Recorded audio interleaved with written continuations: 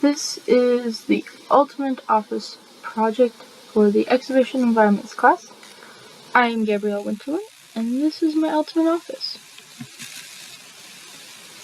The mission for this project was to create our ultimate office. The office should be reasonable in size, and no more than 5 people should work in this space. Offices oftentimes have a negative connotation and are viewed as boring with little value, closed cubicles, not a lot of space. The vision is to create a space that is unlike any other office space seen today. The space should wow the user every time they enter and transport them to another world. There should be a sense of community and a chance to cooperate throughout the space as well. Despite there being a hierarchy in staff, everyone will play an important role and communicate easily with each other. The theme that I chose for this project is Rise Up as One. For my design style, I chose Gothic Revival. Some key aspects of Gothic Revival are pointed arches, stained glass, dark wood, stone walls, usually accented with a vibrant colored tapestry or some other image. Furniture should be heavy, sturdy. Oftentimes they have a lot of detailed carvings in them as well. Iron is another material seen a lot throughout this style. Fireplaces or warm lighting is also a key aspect of Gothic Revival. Eugene Viollet-le-Duc was a French Gothic Revival architect.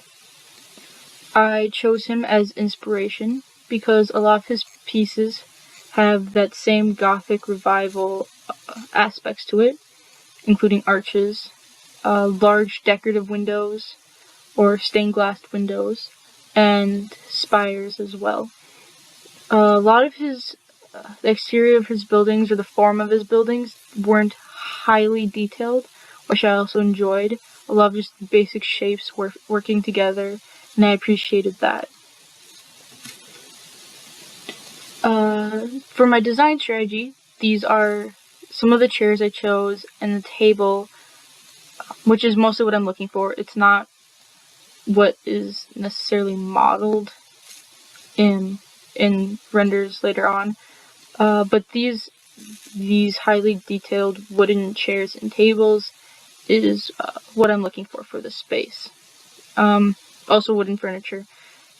Furniture being wooden was a big thing. I also really like the idea of stone walls and stone flooring. Doorways I want arched as well. That's also something that's not seen heavily in the model, so continually working on that. That's something that would be implemented as well. And large decorative stained glass window or windows. So here's my model. As I said before, tables and chairs throughout mostly in the workspaces are not necessarily what I would like to see. And same with the arched doorways. A little bit more implemented arches would be better. So the size of the space is 25-foot radius or 50-foot diameter. There's an adjoining area within the area as well. This is a 30-foot diameter and is about 10 feet tall. So ideally this space will be generous to monumental in scale. This gives the space the feeling of a castle or a cathedral. There's also a lot of open space, and this is meant to allow users to move amongst it more freely, create an open-aired working environment, and just reduce the feeling of being stuck in a cubicle or just a small office. The space is circular. I want to play with the architect a little bit, have it like a tower sort of feeling. The circular space creates it more memorable. It's not your usual square cubed area. This also creates a strong focal point. Everything's working around this main central focal point. Some areas are more strongly defined than others. The desk space is simply just defined by a rug. And while the More private areas, such as the restroom and the conference room, are enclosed by walls. This limited permeability. The workspaces, on the other hand, aren't defined at all, other than it being the negative space from these other areas.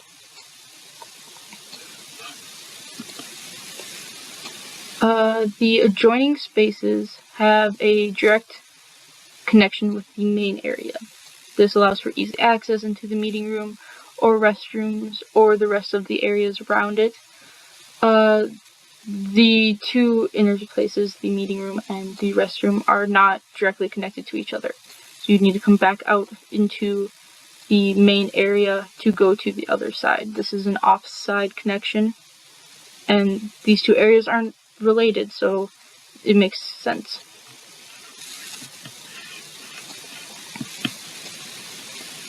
The walls are very textured. They're stone, they're rough, they aren't flush with each other. This adds a little bit of dimension with it, both visually and physically textured.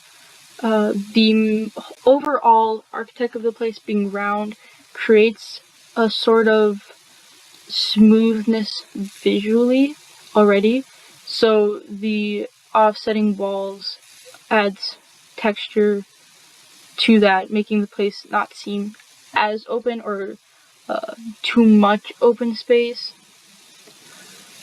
The floor is stone. It's a smoother stone than the walls. It still adds a little bit of physical texture with some visual texture. Keeps it interesting, but smooth enough to still look clean. Furniture is heavy, highly detailed.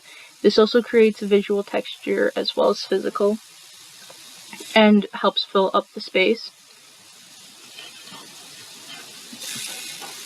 So the people who are going to be in the space, we have the primary user as well as the employees that are amongst the space. They're going to be in this building or this office space maybe every day, and this is going to be common coming in. You're going to know the routine. They're going to be at the workspaces.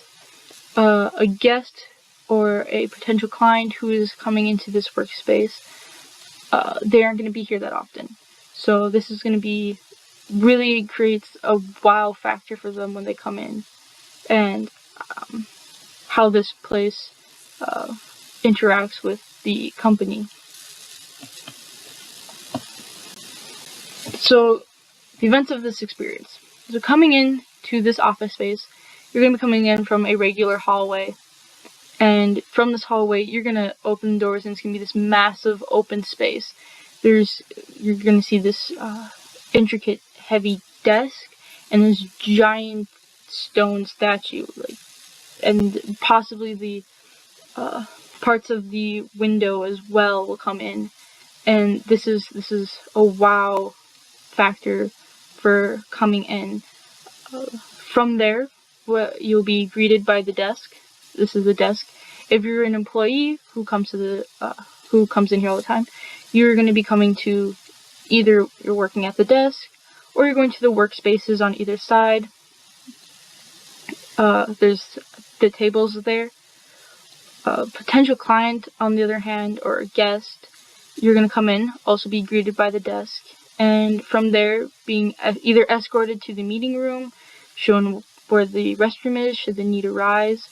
But from there, as you'll see, it's open. You're gonna get a feel of the energy in the room. You see whether you're an employee or a guest, you're gonna see what people are working on and how they're reacting between other coworkers. And I think that's really important for this.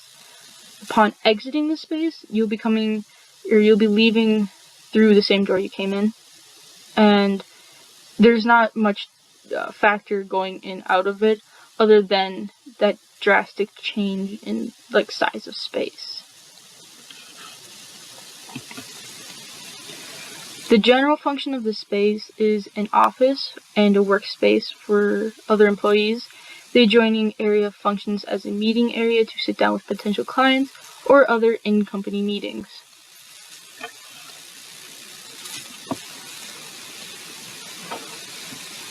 So, places in space. Coming in, you'll be introduced in the arrival space. This is a functional center for information, assistance. It also functions as a workspace for the user. This is where you're going to be greeted, and you're going to see all those things that I mentioned before, the experience. The table workspaces on either end serve as the large domain for fulfilling the function of the space. So where employees are working, you need to be able to get from one workspace to the other, get to the desk or meeting spaces or restrooms from there. The conference room is another notable important destination. This is the main area for any clients or guests who are coming in. Like I said before, entering arrival space, and from there escorted to the conference room meeting space, and as well as the restroom as a side destination. It's an important space for anybody who will be using the area. So this is a traffic flow for a guest or a potential client coming in. The two main destinations for these people are the front desk and the meeting room. Like I said before, they should come in, entrance, meeting, or front desk to meeting room, and then leaving either the same way. Because the meeting room and the restrooms are not directly connected, it's important to know which way the traffic flow from getting from one side to the other for those side destinations are as well.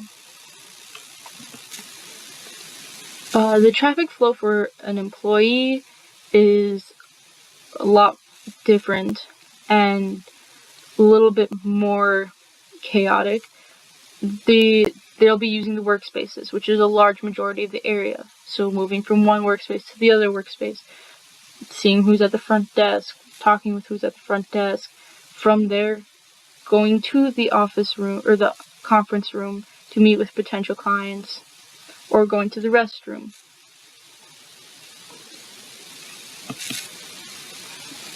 Landmarks are important in centralizing people, and that's why this circular space, like I said before, creates this large focal point, and from that we took it a step farther. Large statue, front desk, all of that is centralized at the middle of the room, and it's visible throughout. People from one workspace can see the other people in the other workspace. You can see this main focal point. This is the landmark of the space. So that is my ultimate office, and thank you for watching.